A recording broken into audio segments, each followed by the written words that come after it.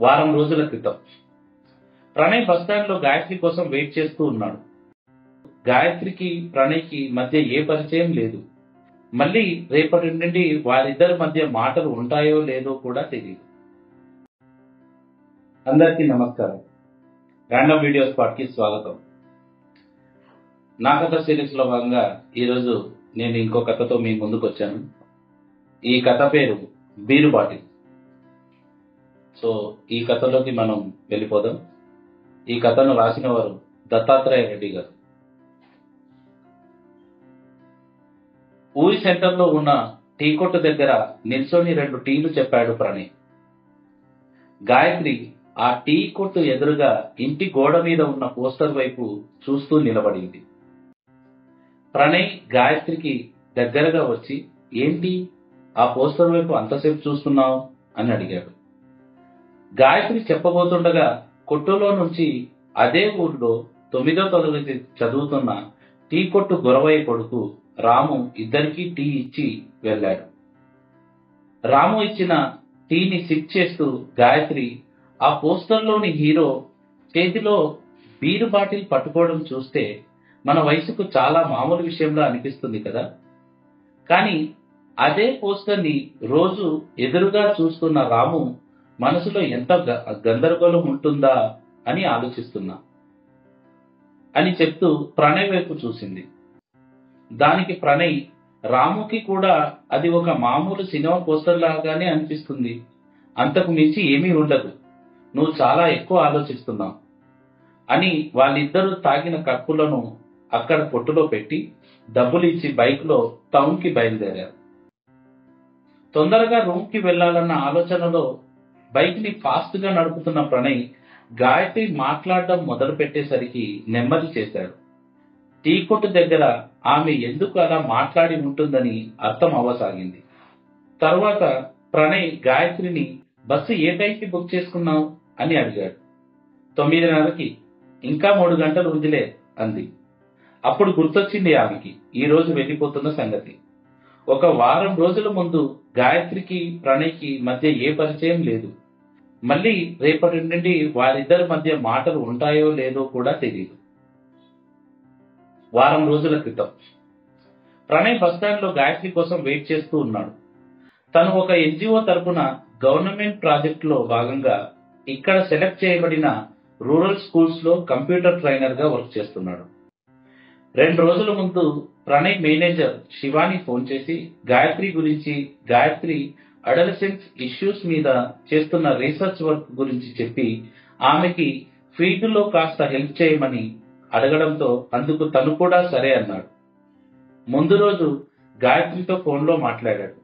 గాయత్రి ఇక్కడ ఒక వారం రోజులు ఉండడానికి హోటల్లో ఒక రూమ్ ని బుక్ చేయమని అతన్ని అడిగింది. అప్పుడే హైదరాబాద్ నుండి వచ్చిన బస్సులో గాయత్రి దిగింది.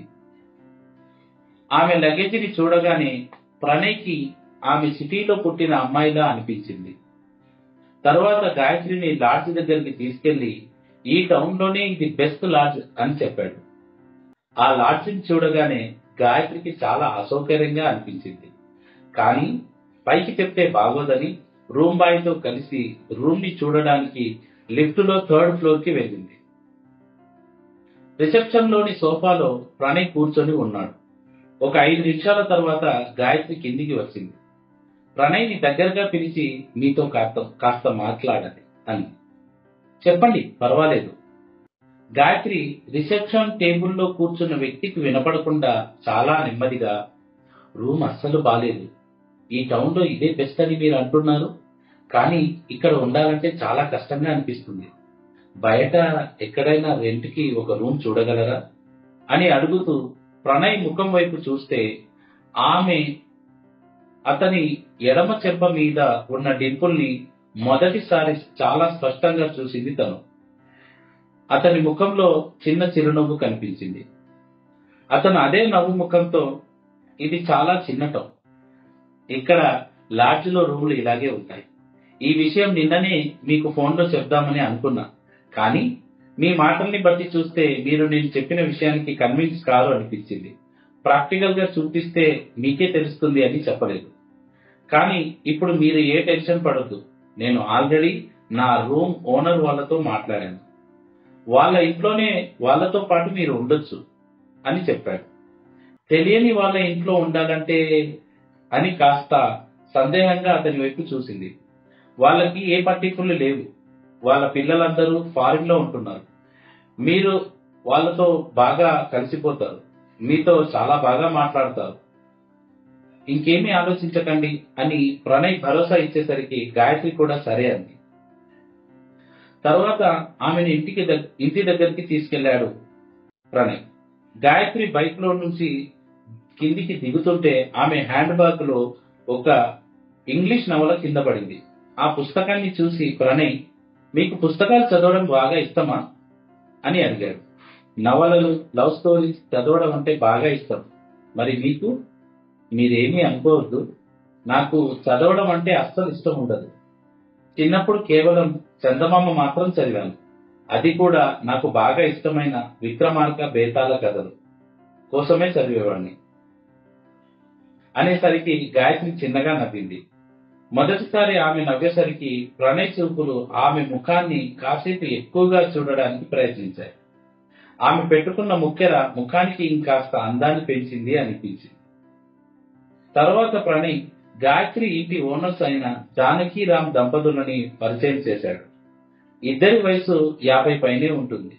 వాళ్ళు మాట్లాడే విధానం చూసి ఆమెకి ఇక్కడ ఉండగలను అన్న ధైర్యం వచ్చింది. ప్రణయ్ ఆ ఇంటి మిద్దె పైన రూమ్ లో అద్దెకు ఉంటున్నాడు. ఆ రూమ్ కి ముందర చాలా ఖాళీ స్థలం ఉంది. ఆ ఖాళీ స్థలంలో కొన్ని మొక్కల్ని పెంచుతున్నారు ఆ దంపతులు. అతనంటే వాళ్ళకి ఒక మంచి అభిప్రాయం ఉంది. మొదటి రోజు గాయత్రిని తనతో పాటు స్కూల్ కి తీసుకెళ్లాడు. అక్కడ తన రీసెర్చ్ కోసం గాయత్రి 8 నుంచి 10వ తరగతి విద్యార్థులతో మాట్లాడటం మొదలుపెట్టింది. కొంతమంది పిల్లల దగ్గర ప్రైవేట్ గా ఇంటర్వ్యూలు తీసుకుంది. ప్రణయ్ క్లాస్ చెప్పడం పూర్తయిన తర్వాత ఇద్దరు తిరుగు ప్రయాణమయ్యారు టౌన్ కి. దారిలో గాయత్రి, పిల్లలకి మీరు చాలా ఇంట్రెస్టింగ్ గా ట్రైనింగ్ ఇస్తున్నారు. బయట నుంచి నేను ఒక 10 నిమిషాలు చూశాను. Super class. దానికి బదులుగా ప్రణయ్ థ్యాంక్ యూ అండి అని రోడ్డు పక్కన టీ కొట్టు కనబడేసరికి బైక్ ని నిలిపాడు. గాయత్రి, సిగరెట్ కోసమా అని అడిగింది. కాదు, టీ కోసం అన్నాడు. తను ఏదో తప్పుగా మాట్లాడినట్టు భావించి, రియల్లీ సారీ, ఏదో పొరపాటున అడిగేశాను, ఏమీ అనుకోవద్దు అంది.